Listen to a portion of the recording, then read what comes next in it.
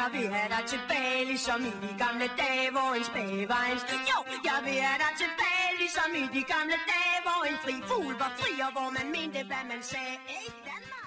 Jeg synes, det er vigtigt, at man ligesom fortæller, at det ikke er en boykotning, men en blokering. Eleverne de har valgt at gå ind og blokere dørene, så lærerne sådan set ikke kan komme ind og undervise. Og det er sådan set ikke, fordi vi ikke gider at have undervisning. Tværtimod, vi kæmper jo ligesom for at få bibeholde vores gode undervisning. Der var en stemning blandt mine medelever, at det egentlig ikke var okay, de her besparelser. Vi følte os uretfærdigt behandlet, og jeg kunne egentlig også mærke på lærerne, de havde det på samme måde. Og så vil vi gerne sende et signal, at vi egentlig ikke finder os i det her, at der bare bliver skåret endnu mere.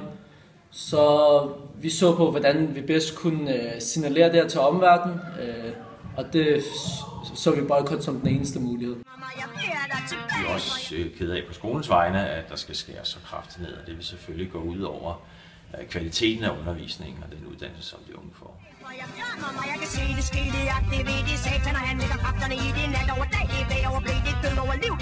Den måde, der motiverer mig allermest med at undervise, det er, at jeg er i stand til at hjælpe dem, der har brug for hjælp, og give støtte der, hvor der er brug for støtte, og give udfordringer, hvor der er brug for udfordringer.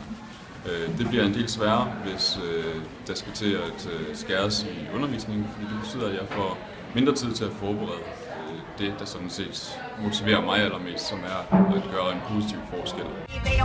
Det er mange forskellige ting. Altså, nu har jeg hørt fra min tysklærer, at det kommer nok til at være ca. 2.000 kroner, der er sparet per elev. Og det kan det jo blive gjort. Der kan jo blive sparet på mange måder. Det kan være, at eleverne selv skal betale mere, altså f.eks. for bøger.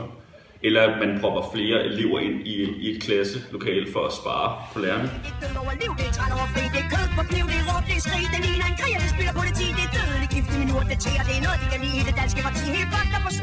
Wow, sagde jeg det?